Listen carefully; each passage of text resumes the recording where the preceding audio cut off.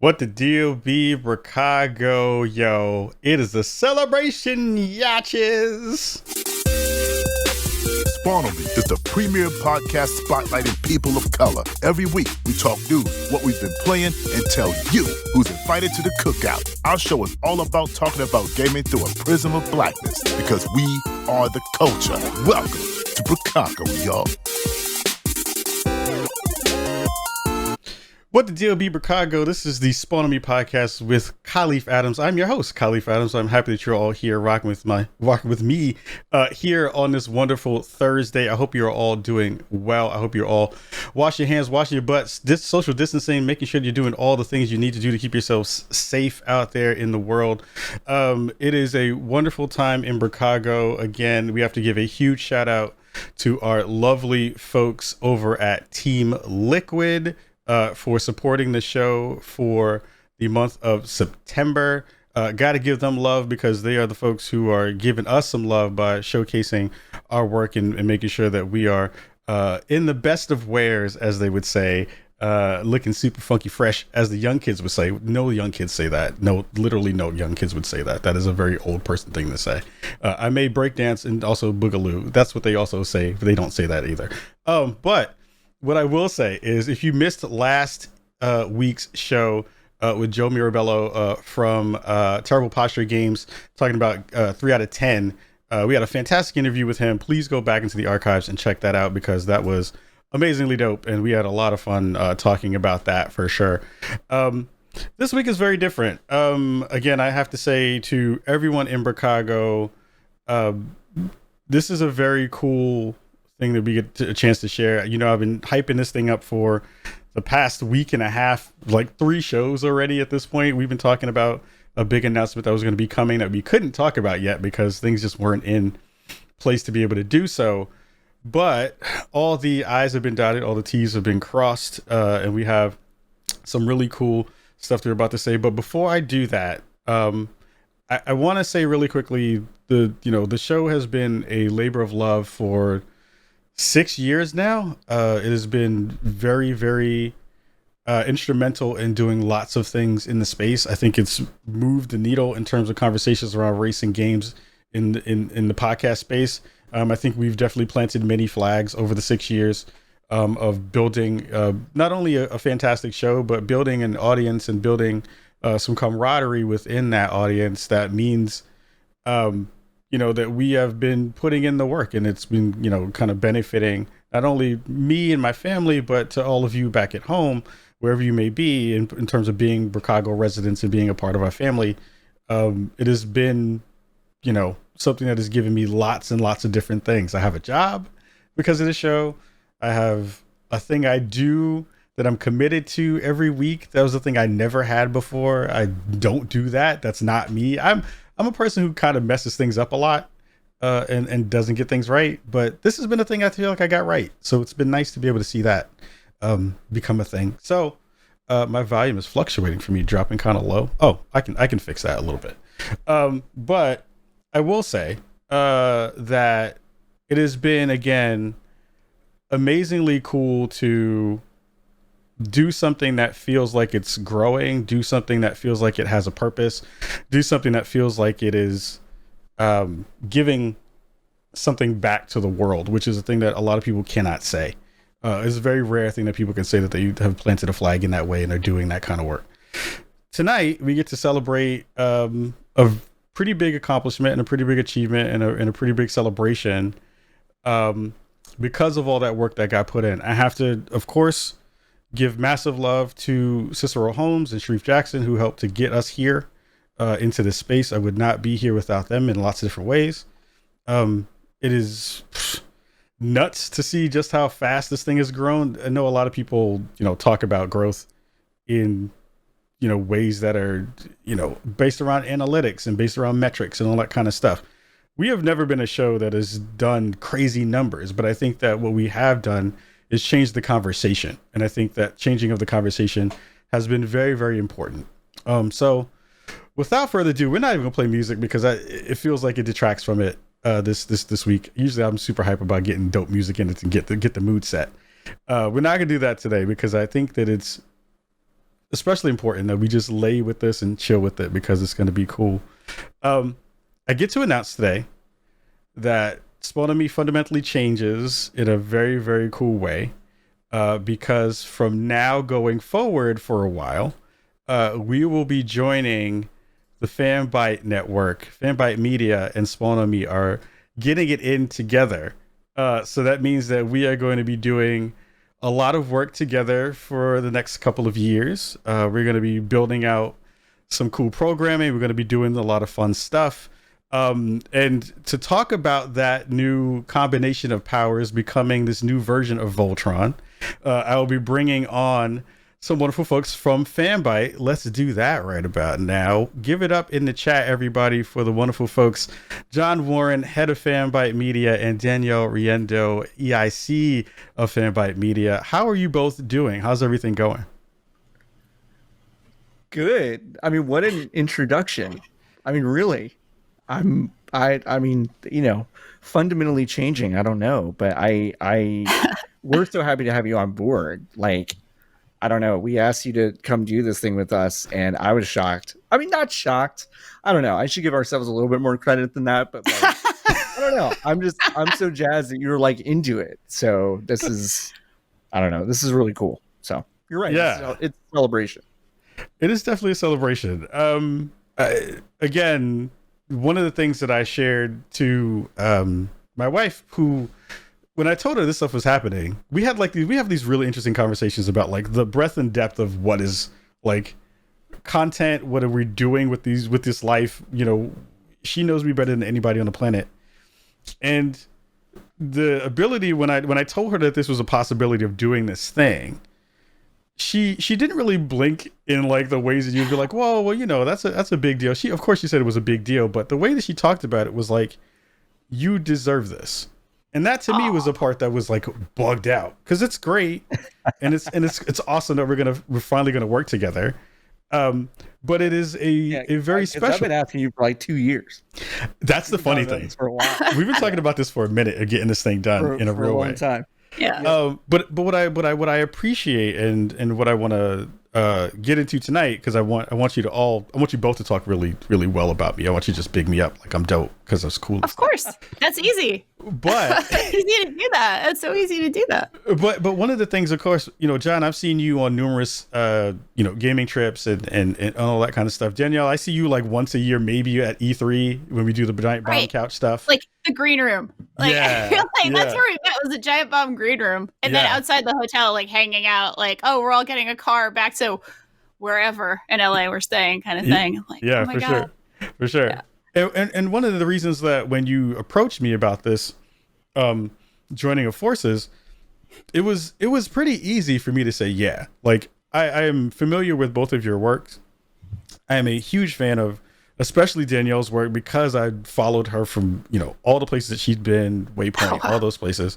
So I was a big fan, and I knew that when you picked up Danielle, when Danielle moved over to Fanbyte, and then when you asked me to be down, I was like, oh fuck yeah, this has to happen. Because again, like I'm amazingly not jealous, but it's like envious of the work that you've both done in this space. You've both done fantastic work. So to be a part of that team now is very, very, very, very cool. So, I mean, if you want to tell the folks at home a little bit about, you know, what's happening now, like what actually goes down now, that'll be super, super cool. Because everybody in the chat right now thank you, everybody in the chat. You're all amazingly sweet. Yeah. Thanks, chat. I mean, Jen, you made this happen. I just got really excited about it. I remember us talking about it, like, you know, earlier this year, and just being like, oh my God, that's no brainer. Like, oh my God, we need to get Kahlief. Like, oh my God, we need to get Spawn on Me. That was like so essential. And I know you're the business mind here. I'm just a content person. I'm just a humble content maker, you know? Yeah. No, I did. You had to actually deal with like the machinations of like, okay, let's make it work, you know? Yeah, no, you're right. I did spend too much money on a piece of paper that like grifted a bunch of people into putting me into this position. So it's like, yeah, I did. I earned it, right? Yeah, no, I think when I wanted to hire Danielle, I knew she was super interested in podcasts, and that was something that I really wanted to do too. And I think like we'd already had people on board. Like I love the stuff that we're doing on websites. Like if you don't know anything about Fanbyte, I'll give you the really short version. Is that like we've actually been around for a really long time. We built a bunch of like data sites for games and stuff, but really we kind of stopped a lot of that stuff and really run a few partner sites, but mostly a few owned and operated sites like fanbyte.com, but also like Wowhead, and they cover World of Warcraft and they're huge, and that's awesome. But it's like that talent, we do so much cool stuff on the web.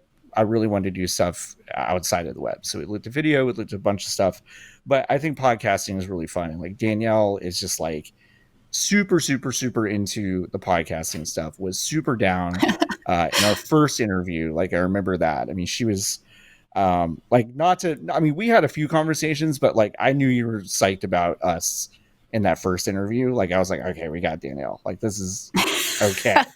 And I mean, literally one of our first conversations about kind of expanding the network, it involved talking about Kahlief. Like that was like one of the things, and getting Spot on Me and seeing if they would be down. So seeing if you'd be down. So like, I don't know. It feels cool to like see something and set a goal and then it happens. Yeah. And it doesn't actually feel real for a while. So like, I'm super excited. I'm glad the ink is dry, but like, what happens next is, I don't know, you keep making cool shit and we give you some stability to do more, you know?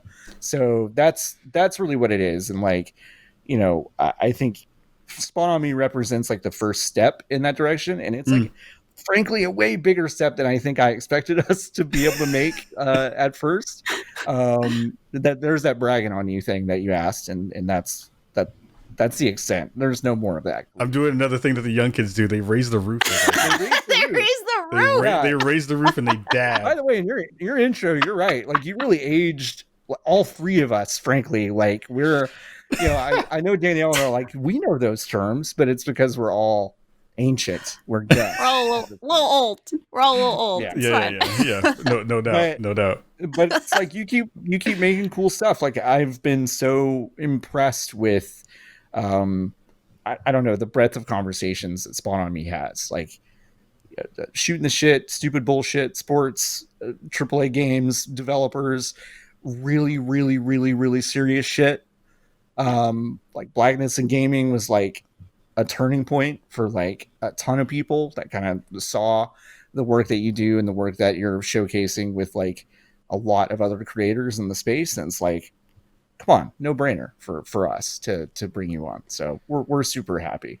Yeah. I'm psyched because for a couple of different reasons too. Is that one of the things that we have constantly tried to figure out and have been hoping to do is get bigger. Of course, joining a network usually gives you the ability to not only get bigger from a numbers standpoint, but from a visibility standpoint. And I remember the first time you kind of had our first conversations, and I was like, I know what John does. Let me go look at the numbers on the site, like whatever they have on there. That's just like, here's our about, like what do we do? And I was like, oh shit, there's a lot of people who look at Fanbyte every day. Yeah, there's a lot of people. Yeah, I'm doing all right. Yeah, there's a lot of year. I'll say that. I can't say that for. I mean, that's wildly, yeah. 20, like you were saying at the top of the hour, like 2020. You were saying it earlier on the Twitch thing. Like 2020 has been good for us. It feels weird to say that, but it I don't know. But we're in a good spot for what we're doing, and I'm happy that we're able to do cool stuff with it. So yeah, so I'm excited not only at that, the fact that we get to bring Spawn on Me to a new audience and broaden that conversation out to more people. One of the things I'm actually the most excited about is trying to figure out a way to get on Fanbyte, so we can talk about sports and stuff in a way that we can actually do it and not have people freak the hell out that sports got pulled into a podcast by people who don't necessarily always talk about sports. People do get a little mad about that, and it's like, but they're both wonderful things. Can't we all get along? Can't we all enjoy it? I know. All sorts of things. They're like, why would you do that? Who talks about sports? That's not a thing that people do. And I was like, it's a thing that a lot of people do, actually. Kahlief, you can come on Fanfight anytime you want. Yeah. Like, anytime you want. You can be on Fanfight. Like, I'm down. This can happen. This is the beautiful, thing about collaboration and joining a network. Like, you can now, like, guest upon whatever show. You can come hang out. You can, like, chill with us. You can tell us what you think about everything. Like, and we're excited about it. So I'm down. I might just sit in the back and just sing old Negro spirituals in the back and just hang out, say random things that you would hear in a Tyler Perry movie just for the fuck of it. And just be like, why not? The sky is the limit right now. We can do anything we want. It truly is. It truly is. This is a beautiful moment. So give the folks at home a little bit of information about some of the shows that occur. So a step back really quick. So for the folks at home who don't know, people in the chat are saying the BSN is coming back. Yeah, the Brookago Sports Network is definitely coming back. I have a thing to talk about at the end of the show about that too. Yeah, that's pretty cool. Which is super cool. Yeah. But for the folks who, I just messed that up. We're going to be we are the first external podcast to join Fanbyte, right? Yeah. I mean, we've worked with folks that are kind of outside our circles before to like collaborate with us, but I mean, in terms of like an extant thing that we've gone out and partnered with, you're the first, and it's a big one. I'm breaking new ground, big. which is super cool. Yeah.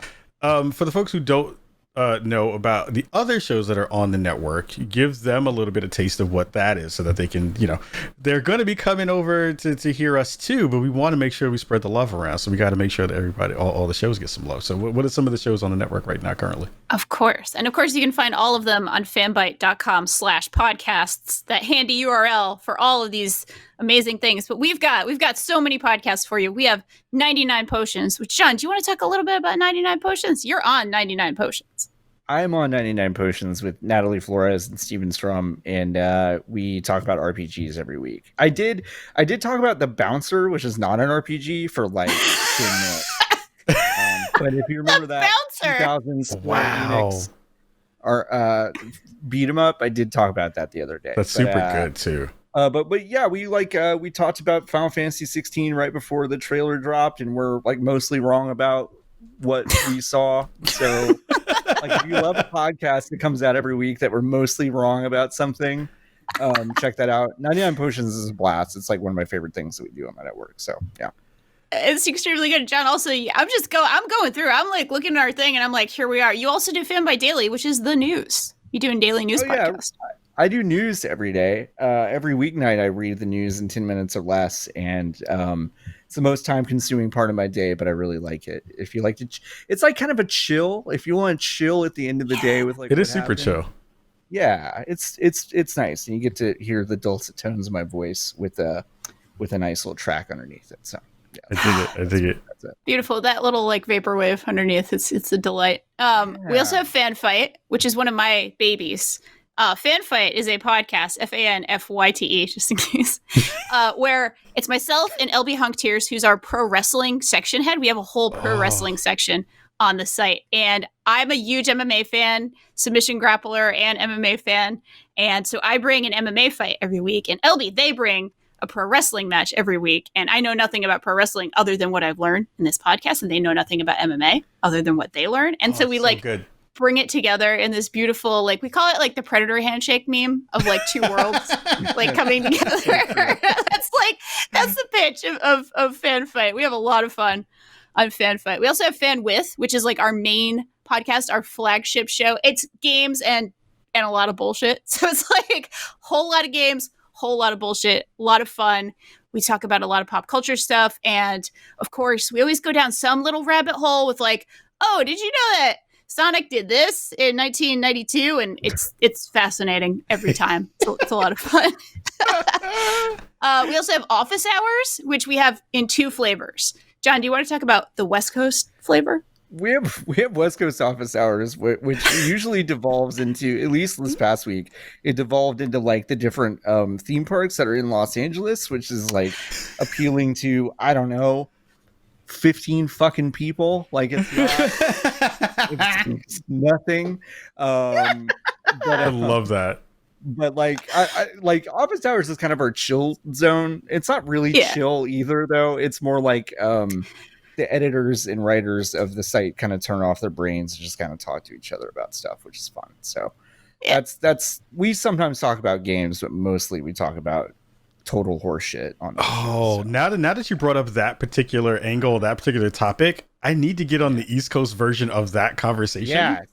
So yeah. Oh my God. Talk about all the death traps on the East Coast that I used to go to. Oh my God. So good. Oh, I'm not even going to say them out loud. I'm going to hold them for the show. I'm going to do it. Oh, please. Please. We would love to have you on. Absolutely. And please tell us about all the many times you've cheated death on horrifying carnival rides. Oh my God. There are so many memories that have traumatically changed me forever. I think it might be the reason why I love horror actually as a genre of everything is because of Rye Playland, aka the place that Big was shot at the end of that movie. Oh no. So lots of things to talk about. Incredible. Well, I'm looking forward to hearing it. Our other main show is You Love to See It, of which we have a couple of little offshoots. We have a podcast about anime with Merritt K and Eric Thurm.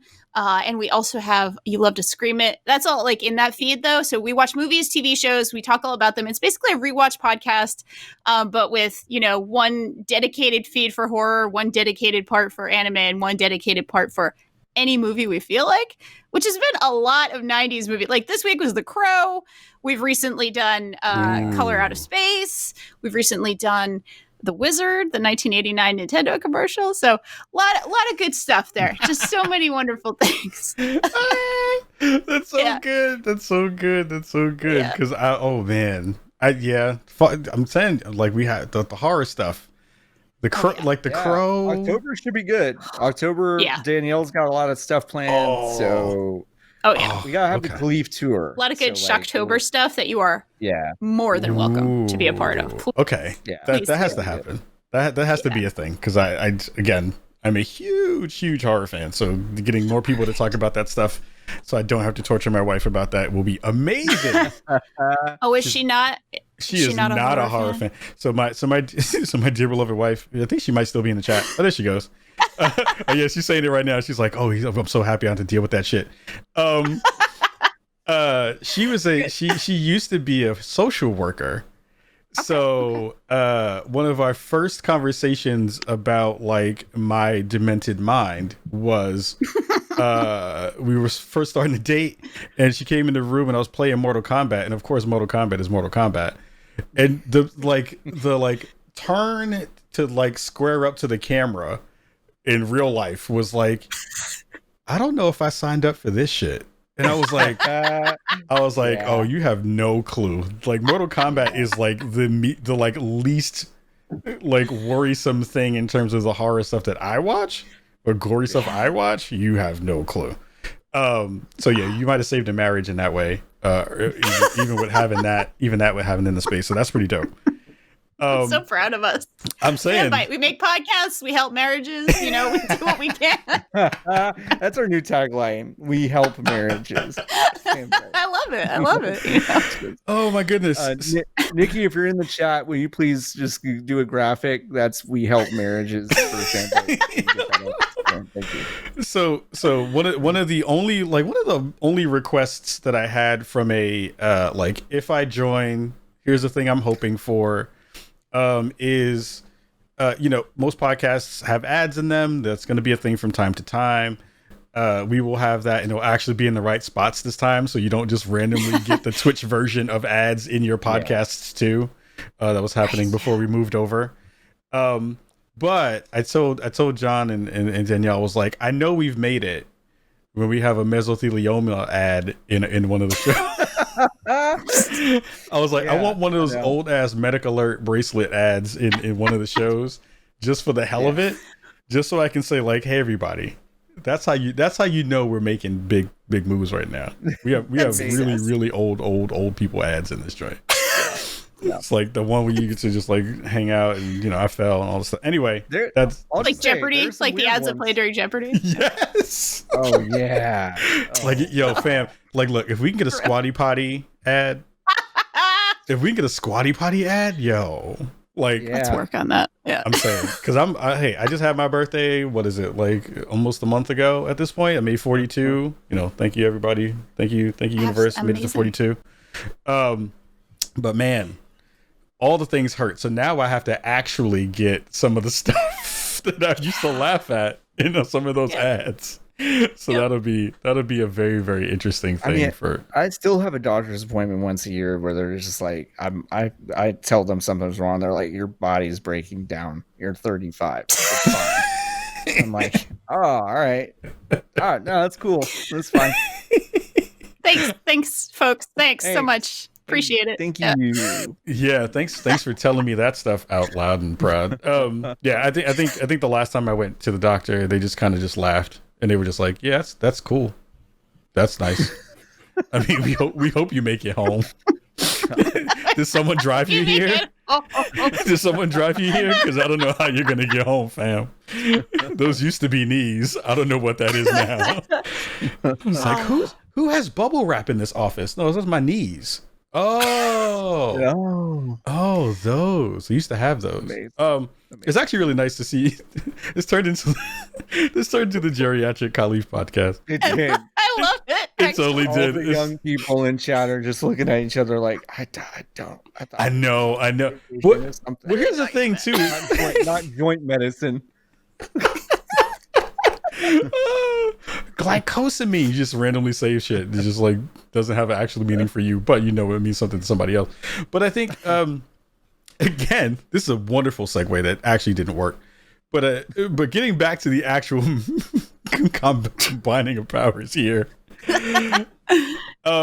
If there was a thing that we are really excited that you wanted to kind of do, because I think it opens us up now to a lot of different opportunities to do various stuff. And I think that even from a Spawn on Me perspective, once the world opens up in that way that it's hopefully going to do soon, one of the things I'm most excited about is kind of like working together at shows and stuff, because it's always been one of those things where I've had the team with me, or I've for most of the time that Spawn on Me has been alive, I was doing a lot of that work on my own and going to those shows by myself. But now I'm like, ooh, we can do so much cool stuff on the road when that thing happens. So that's going to be super cool too. Oh, yes. And here's the other thing, Kahlief, you're so much better at talking to strangers than I am.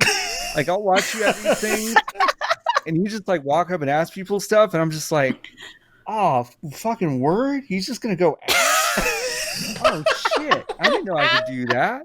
Like, I'm so bad at those things. I'll just watch you. That's like, honestly, that's 90% of why I want to do this partnership. I was just like, Kahlief's just going to go ask these questions to these people that I'm scared of. That's what this is. I didn't even know I could do that. So I'm excited to do a lot of stuff at shows. Like, whenever shows are shows again. Yeah. Which, by the way, y'all, I don't know when the fuck that's going to be. I'm just kind of looking around at how things are going. But but yeah, it'll happen eventually, right? It's like that old Conan O'Brien bit back in the day, before we got to the year 2000. It's like, in the year 3000. It's gonna be 3000 now, because you motherfuckers don't know how to do shit. Okay. We talked about mesothelioma, joint medication, Conan O'Brien bits from before 2000. Like, the breadth and depth of knowledge in this brain now that I get to share with other people who understand how weird the fuck I am. It's going to be truly amazing. It's going to be so good. It's going to be cool. We just posted some footage last night of us at PAX in Boston this past winter. First of all, that 7 months ago. I know. But we were all just kind of like, we were in Slack just being like, man, remember places and being together? Man, that was fun. That was nice. So whenever it does open up again, we'll have to do something. So yeah. It was good footage of us in a grocery store where we were the New Yorkers were so excited to be in like a grocery store and not like a very small version of a grocery store. Right.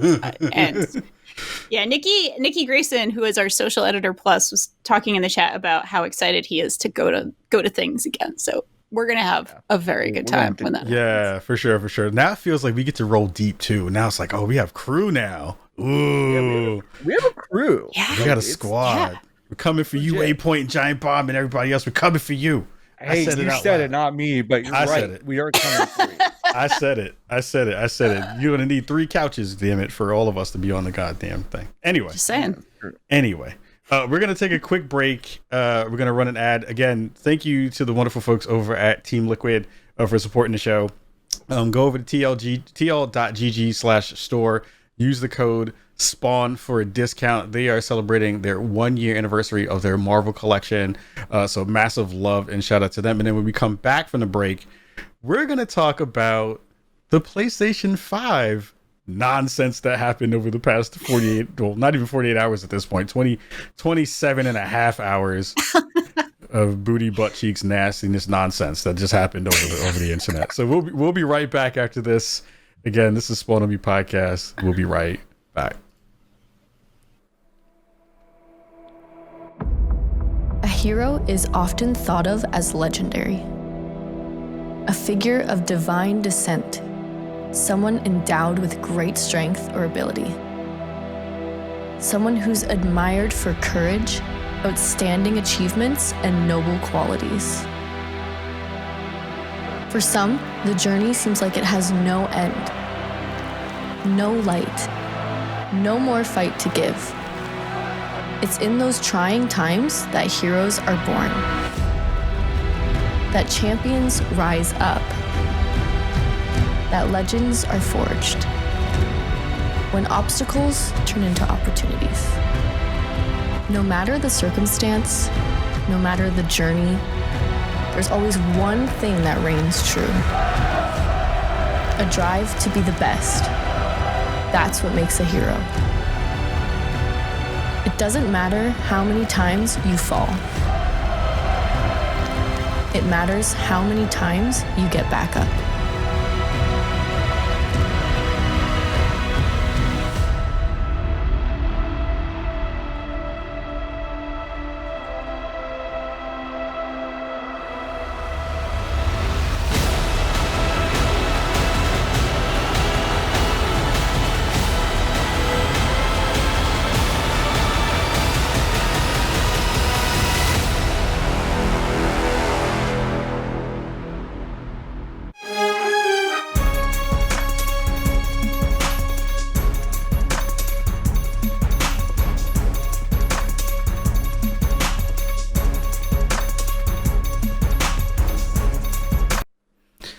So we are back with the news. The 411 is here. We have guests again, head of Fanbyte Media, John Warren, and EIC of Fanbyte Media, Danielle Riendeau.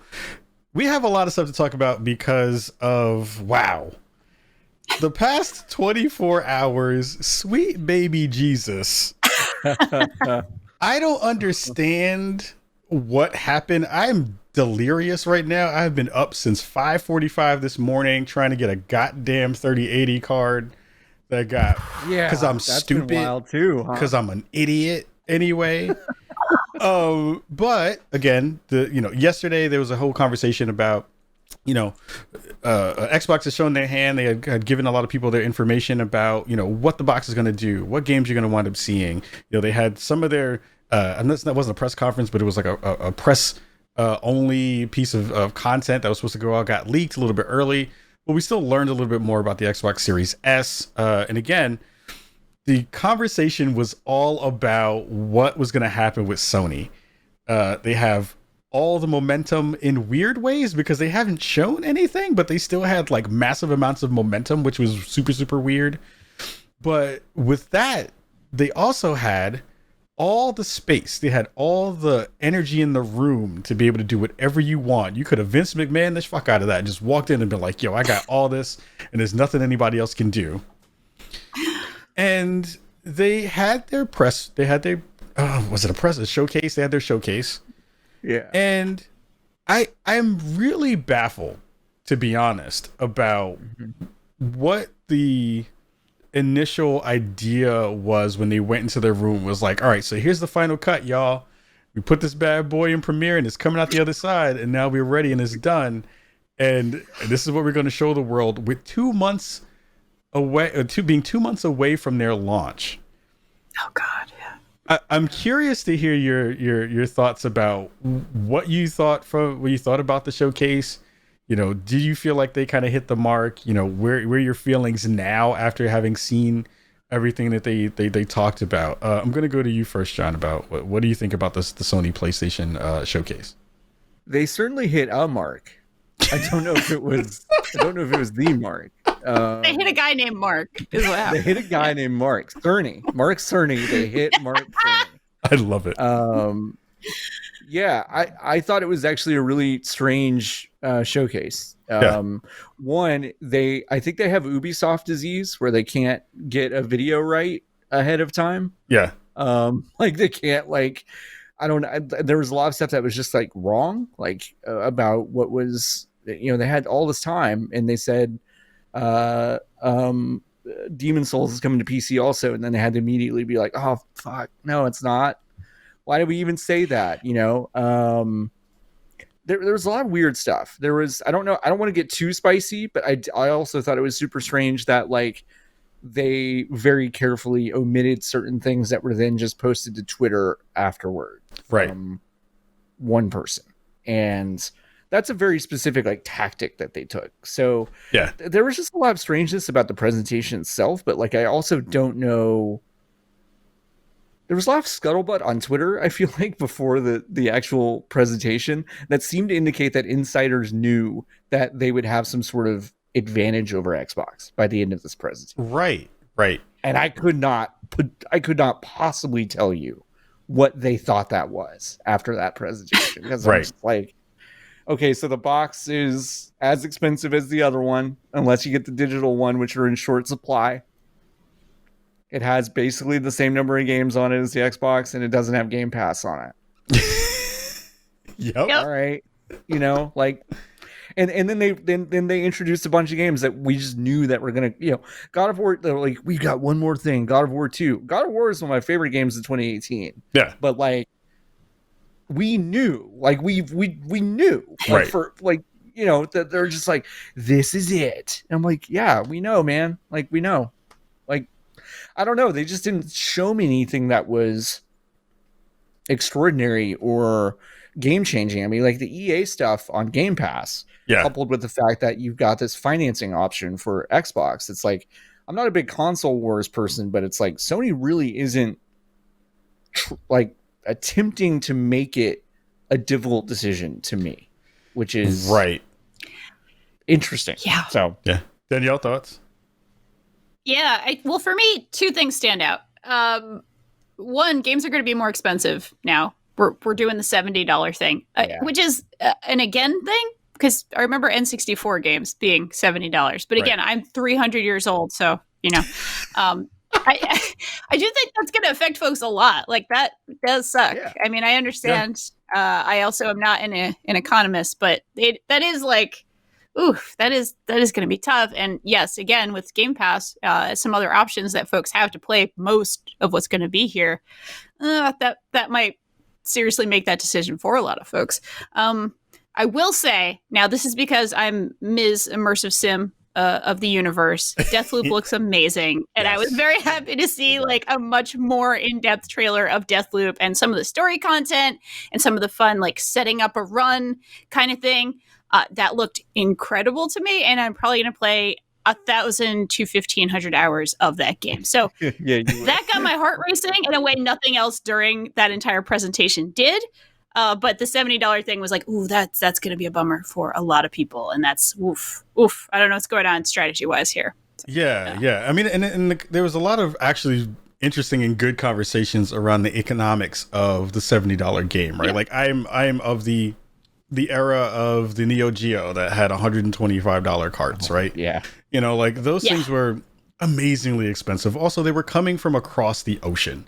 So it was a really different conversation that happened within that ecosystem and within that broader conversation.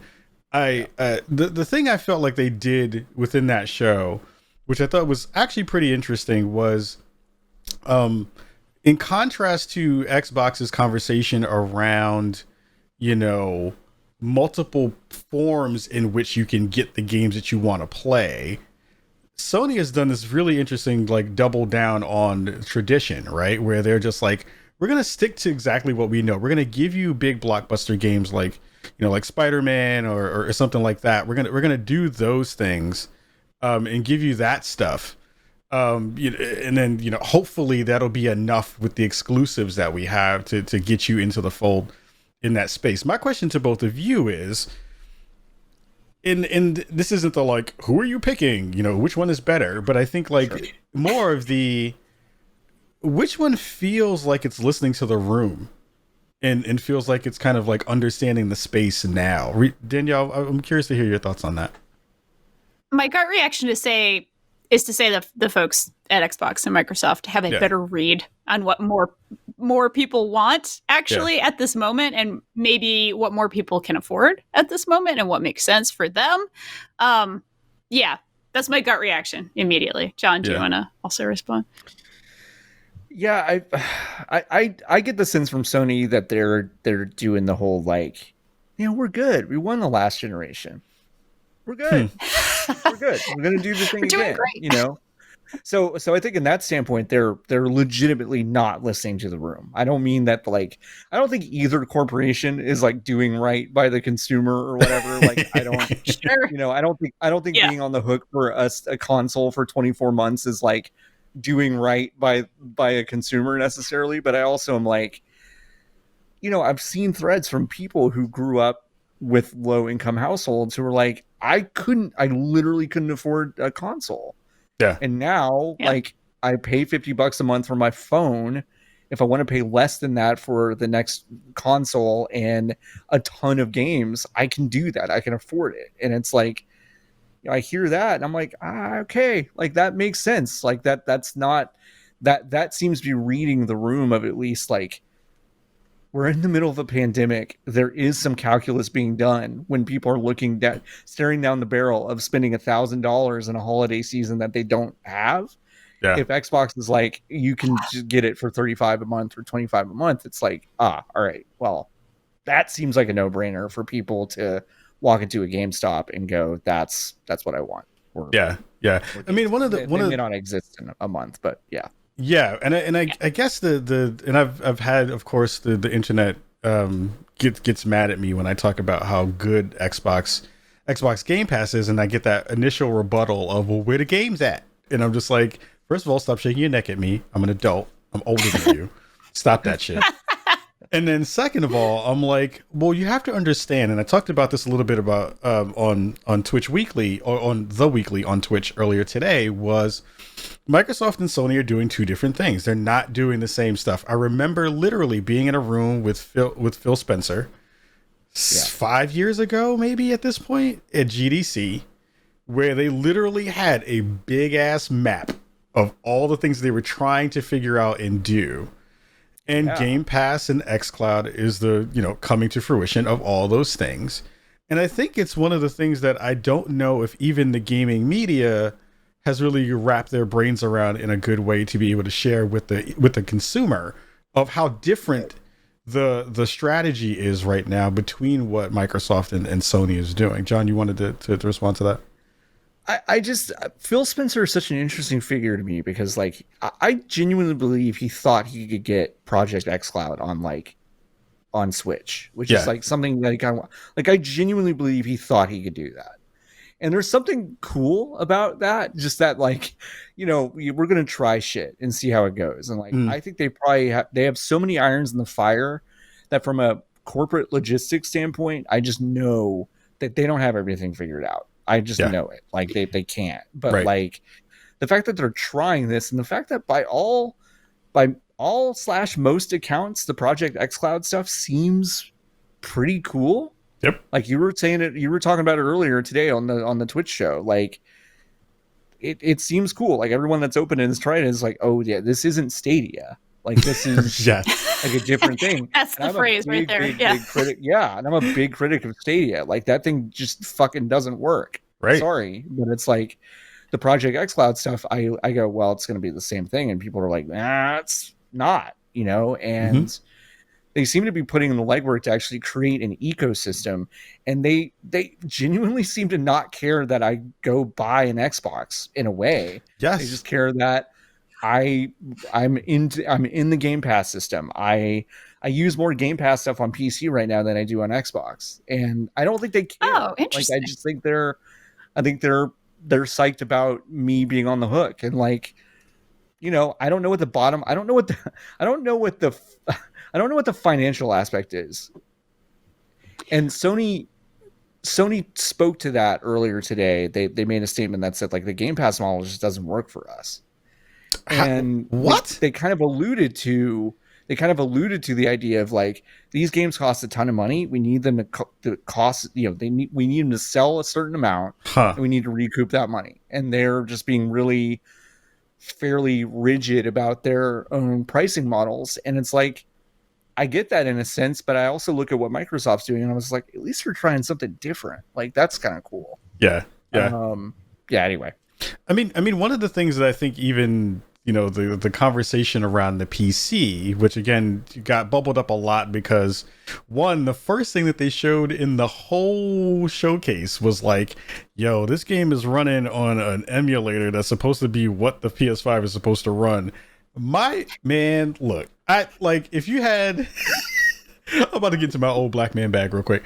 It was like I went to the store and I was like, yo, I know I'm supposed to get collard greens with this, and these greens ain't it. These are mustard greens. These ain't collards. I don't know what you're trying to give me right now. This ain't it. You told me you was gonna give me one thing and I didn't get the other thing you gave me. But the thing that I wanted to pull back on was, yes, there was this conversation about like the little blurb underneath it, like, yes, it's coming to PS5 and also PC. Right. Microsoft on that other side of the fence, which I think is really interesting, I don't think that people understand, is when it talks about the ecosystem, people put PC in this other box, right? It's like, right, oh, this other box that is not the console and is not Microsoft. And I'm looking at everyone who says that like you have three heads, because you're already in the Microsoft ecosystem. You're playing it on Windows. You're playing these games on Windows. You're already in the ecosystem. What are you talking about right now? It's super, super weird that people don't make that distinction, but it is a thing that, again, a thing I shared on the Twitch show was like, it's ecosystem versus system. Ecosystem, Microsoft, system is Sony. One of the things that I did come away with, besides them talking about the $4.99 for the disc version and the disc-less version, the digital one being $3.99, which I thought was interesting. We're showing a little bit of Miles Morales' game if you're listening to the show in audio format. Of course, they showed the big blockbuster games. Again, you know, Miles Morales was one of those for sure. I think that was a pretty big one. Demon Souls was another one that I thought, you know, showcased whatever the system is going to do really, really well. And they ran for about 30 minutes with like back-to-back joints, right? Which I thought was pretty smart in terms of what people wanted. I tweeted this out, super, super caps all everywhere, and was like, if they don't show the goddamn box in the next 30 minutes, I'm going to lose my mind. And I feel like, again, even though Microsoft right now is trying to figure out how they're going to pull something out of their behind with an exclusive, how they're going to figure out to keep people excited about Halo, you know, whenever that winds up coming out, with all the, you know, air quote controversy that happened about the way it looked. Sony dropped some good joints about the games they had, but again, no one knows the small minutia of what's going to happen when you get that thing home, you turn it on, and it does a thing. That to me is super weird. I don't know how to feel about that. I'm curious about how badly you think they kind of botched that part of the show, because that's a huge deal for, I think, for people who are like, again, worried about their dollar. You know, what are you going to do with this thing on a consistent basis besides play the games? It's a big part of that conversation. Danielle, I'm curious to hear your thoughts about, you know, if you could be in the mind of a Sony exec to be like, we're not going to show the box. Right. It's wild. And it's also, aren't you trying to get those early adopters right now? Yeah. Aren't you trying to get tech people who are very interested in specs? Are you trying to get folks who are very interested in the numbers and the folks who are looking at Digital Foundry stuff and like comparing and contrasting how things look in different systems? That's the weirdest part to me. I mean, I fully admit, like I've become a Luddite. I'm so old that I become like, oh, I just wish one thing did everything. I'm one of those people at this point in life, just because I'm like, I don't want to buy things. Just give me the thing. I'll buy things piecemeal. But I respect and understand that a lot of people really do care about the specs when they're dropping a lot of money on a box that they're hoping will survive and keep playing games and keep having games for them to play for 5, 6, 7, 8 years, however long the next console cycle lasts. You don't want to buy something and then just be like, well, it's, the next failed console kind of thing, which, I respect that. I understand. You don't want a very expensive paperweight, of course. Right? I mean, John, what are your thoughts about not actually showing the box? I mean, we know what it looks like, but I mean, like, they didn't go through all the stuff that you actually kind of care about, like no UI, none of that stuff. What my hottest take is that I think they hate the design of it. Huh. Like, I think they do. I think they like got through a year, like the past year, and they're like, we're doing it. We're making this fucking weird box. It's got a pop collar and a controller that looks too big. Like, we're gonna do it, and it's gonna really look good. It's not gonna look like a refrigerator. Like, it's cool. Like, it's really cool. And then they started just like showing it places, and it's like, this thing looks like a router. Like, this thing looks like a router. And I don't know. Like, I don't know. I think they're like the like they show these like super close ups of it. And by the way, the interior texture of it looks like a popcorn ceiling of an old apartment. It does. Like, it's weird. It does. Like, it's just like, it's so strange to me. And I think, like, I don't know if they want to get in. That is the weird thing, is that, like, we always heard, like, oh no, the PlayStation 5 is going to be really powerful. Mm-hmm. But then it kind of shifted to, like, it's the SSD. Right. It's the SSD that's the game changer. And then they showed that Ratchet Clank demo, which, if I'm reading between the lines, seems to be the best indicator of this system's potential than anything else that's being shown. Yep. And it's not that Demon Souls doesn't look great. It's not that Miles Morales looks amazing on PS5. That game looks great. I can't wait for that. The only good Spider-Man. But like, I don't know. I maybe they're. It's kind of like what we were talking about with their tactic of everything else. It's just like, here are the games and here's the box that plays them. Maybe they just got away from that because maybe they just got away from the system specs because they just figured the games were going to sell themselves. But like that early adopter stuff, like they showed that side by side of the two launch games earlier today, and I'm just kind of like, there's one key difference between the two, and it's like Demon Souls. There's Miles Morales, but you can get that for PS4 also. Yeah. So it's just, I don't know. I don't know why they got away from it, but with the offerings at the very beginning being so similar, you would think that they would start to call attention to the differences between the boxes. I mean, the other part of that conversation that I found to be super weird was like, when they do that side by side of whatever the games are that's going to be out at launch, weirdly, the biggest get is Deathloop for PS5, which I'm super excited about and really hyped about. But it is, again, like, the pickings are real slim when it comes to, like, non-known entities that we knew we were going to get. And people are like, Kahlief, why are you hating on this thing? And I was like, I'm not hating.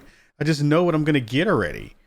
And you had an ability to kind of show and give me a space to be able to be wowed, and this is also a really interesting thing. Because now we're out of the Sean Layden era, right?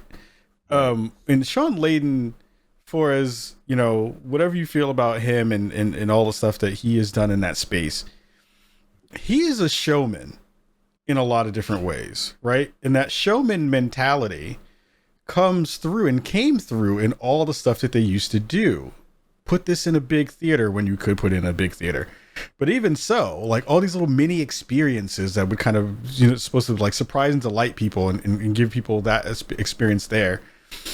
it already feels a little bit like now in the home and Hearst era that some of that magic is a little bit gone in that way, and that feels a little bit different in some aspects too. So it's like it could be a philosophy from down on high coming down to the rest of the folks in the business to say, like, we don't need to do that anymore. We don't need to surprise and delight in that way. We will just do the thing that we do, and because we're still on top, that we can knock that stuff out in a reasonable way.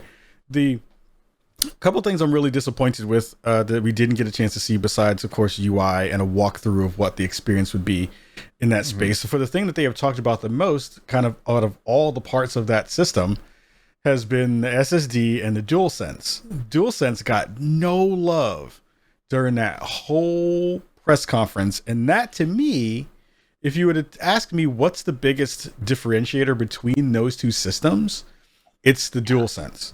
It's the thing that is supposed to make me feel things that I never felt before. That totally sounded like an R&B song. That was supposed to like change that in a real way for people, and it just didn't get any love at all in that way, which I thought was pretty weird. In the way that worked, I was actually like a little bit surprised that was not a thing that they even talked about. The button on the damn controller that's supposed to do all the stuff that we magically just don't know what it's supposed to do. Yeah, I mean, let me remind you though, Kahlief. Okay, there's a video on the internet of Jeff Keighley for 30 minutes doing this. Oh yeah. I mean, that's more. I mean, you can really feel it. I mean, I wonder if they. I mean, I'm kind of joking, but I'm also like, they've used this kind of pseudo organic, like planted marketing stuff, to show off parts of the specs of the system and the controller and stuff. And I wonder if they think that's enough. I don't. I don't think that's enough. I think they need to start really talking about the stuff that we keep reading about, like Deathloop devs released like a thing on the PlayStation blog that was basically like, when your gun jams, you can't push the trigger down. Right. Like, is that gonna piss me off? Probably, but like, is that cool? Yeah, that's fucking cool. Like, that's a really cool implementation of that kind of stuff. And like, I don't know, like Nintendo has fun with their, as much as I don't like it, they always have fun with their gimmicks. Yeah. Like, they always show off the boxing. They always show off like the weird stuff you can do with the Joy-Cons, and they kind of take a joy in it. And there's a lot of joy that is kind of lacking from the proceedings with Sony. I think. I mean, that's a perfect segue into the pre-order debacle that happened this morning. Oh, boy. And yesterday, again, like one of those things, and we're not going to spend too much time on it because it was just a shit show, but I think it again feels like, from a top-down perspective, I know a lot of folks in the gaming community, especially on the consumer side, love to give Microsoft shit for, you don't have the games, and what am I supposed to play on the thing, and I don't know what it's supposed to do, and all this other stuff. And it's reasonable because, let's be honest, if we're really calling a spade, their lineup is real not looking super great, right? In terms of things getting pushed and all those other things. There are some things, of course, down the line that, you know, a lot of people are excited about, but I feel like there is still a space where there is a right to call that thing out. The thing that Sony has figured out to do is, let's just really stay pat and try to figure out how we're going to float until the next game comes out, which is also a weird way to maneuver that stuff. But they've done that in a way where the messaging doesn't line up with doing your launch that way, which I thought to be really interesting. Like, Danielle, I know you do a lot of work, you know, fine tuning other people's words with the work that you do at Fanbyte. You might say. Yeah, it's an interesting thing, right? Of like, messaging is a huge deal to get people not only excited, but to inform of like, why do you want to build that thing out? Like, what's right now, what's the thing that you feel like is like super lacking in that respect for them?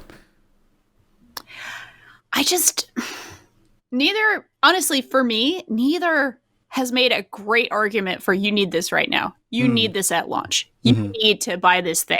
Other than the like very obvious and incredibly weird thing of like, I work in the world's weirdest job where we need these boxes to do our jobs, right? Like, which is like a position of tremendous privilege. So I'm not trying to like, just in terms of like, as a normal consumer, as a person who loves video games, who loves to play what's new, who loves to play like awesome work that developers have done, like nothing I've seen so far has made me like, you got to get it, kid. Like you got to go get it. We're honestly, the Switch did. And yes, I'm a Nintendo fan, but I'm also like obsessed with something like Deathloop, like obsessed with like the cool, weird things that you can do with this new technology, the cool, weird gameplay experiences, the cool, weird, of course, again, immersive sim queen over here. But like, can you imagine some of the systems that you could do with like so much better rendering technology and different layers and having different pieces of architecture in different places?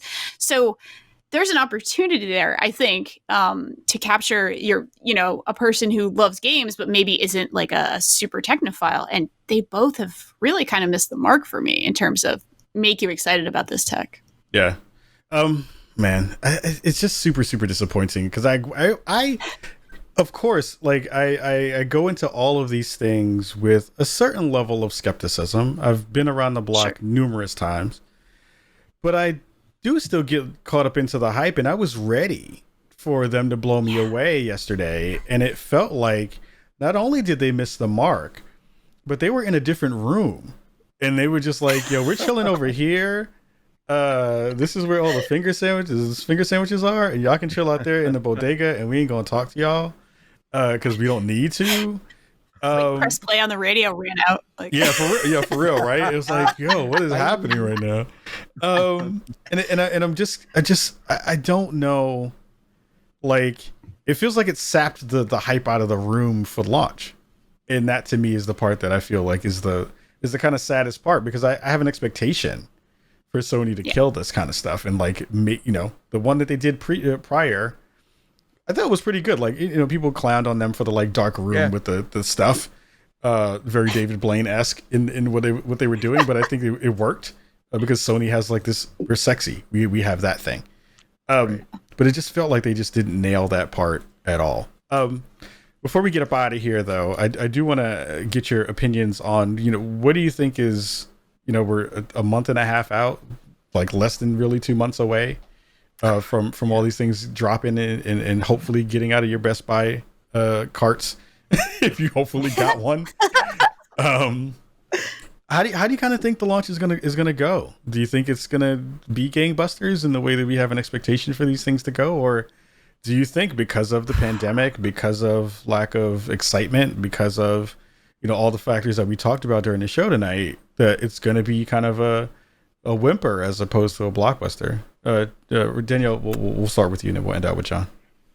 Yeah, I think there's a case to be made for people who are still in quarantine, people who still have to be in their houses, people playing more games. There's a case to be seen there where, the pandemic actually plays into the favor of Microsoft and Sony, where it's like, look, all you're doing right now is playing with your box. So here's a new box and like enjoy. And like anybody with any disposable income, like after a certain level, might be interested in this as just like, well, I don't know. I bought the bike that talks to me and makes me work out. I guess I'll get this box too.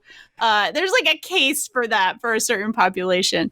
But otherwise, I think they've missed the mark on the hype. They've missed the mark on a few things here. I kind of hope it does well, and I kind of hope what happens is what tends to happen, which is we get great games the next year. We get amazing games. Well, of course, again, I won't shut up about Deathloop. That's coming in Q2 of next year. We're gonna get amazing games a year later, and then everybody else will be like, okay, all right, either box is fine. I'll get what I want. I'll get the things that I like, and things will be okay in video game land. So hoping they are, again.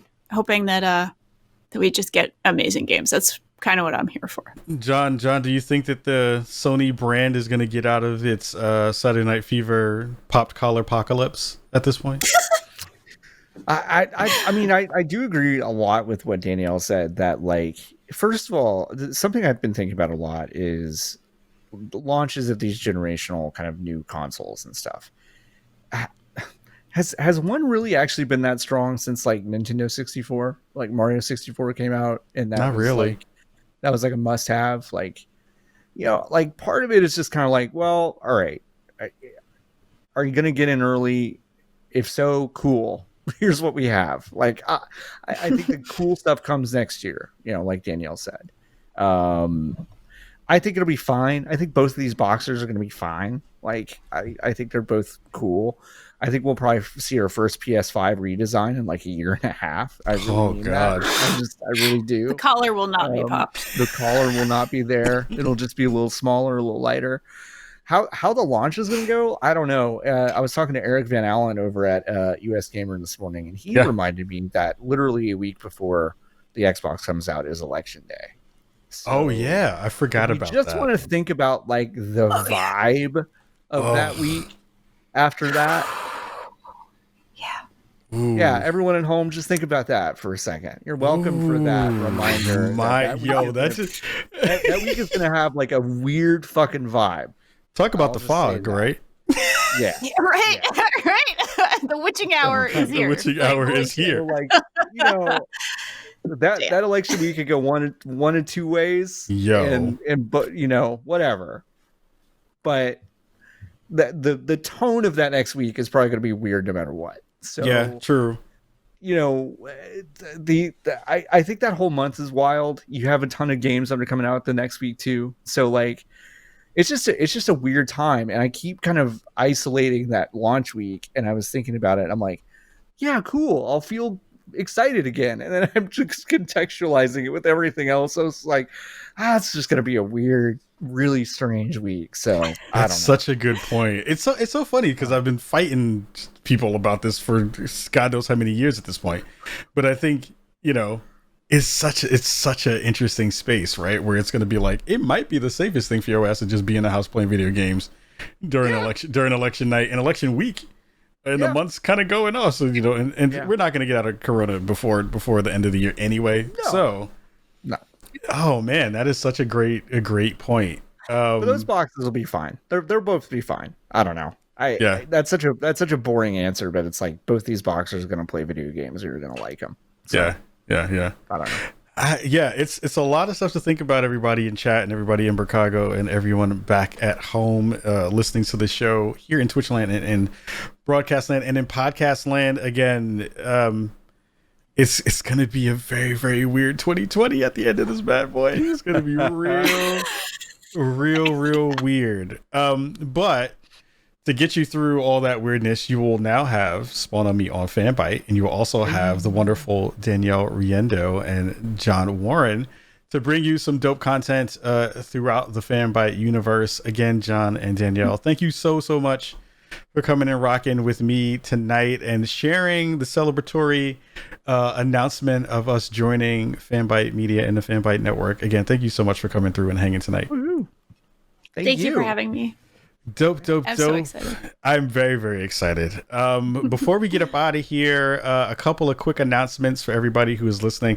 If you are listening to the show, which usually drops on Tuesdays, you would have missed this information, but we had an amazing time and raised a bunch of money for the folks over at Vote Riders during this past weekend. If you are listening to the live show on Saturday and Sunday of this week, 19th and 20th, we'll be bringing to you basically 24 hours of content, 12 and 12, 10 a.m. to 10 p.m. on Saturday and Sunday.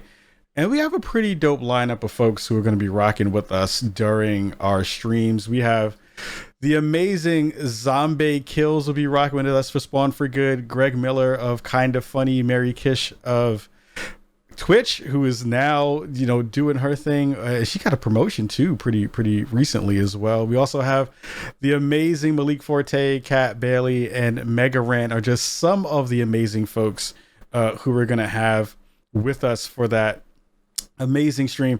Again, we're gonna be raising money for the wonderful folks over at Vote Riders, who, again, one of the biggest things that we've had a conversation about in the past year, especially this year, has been voter disenfranchisement.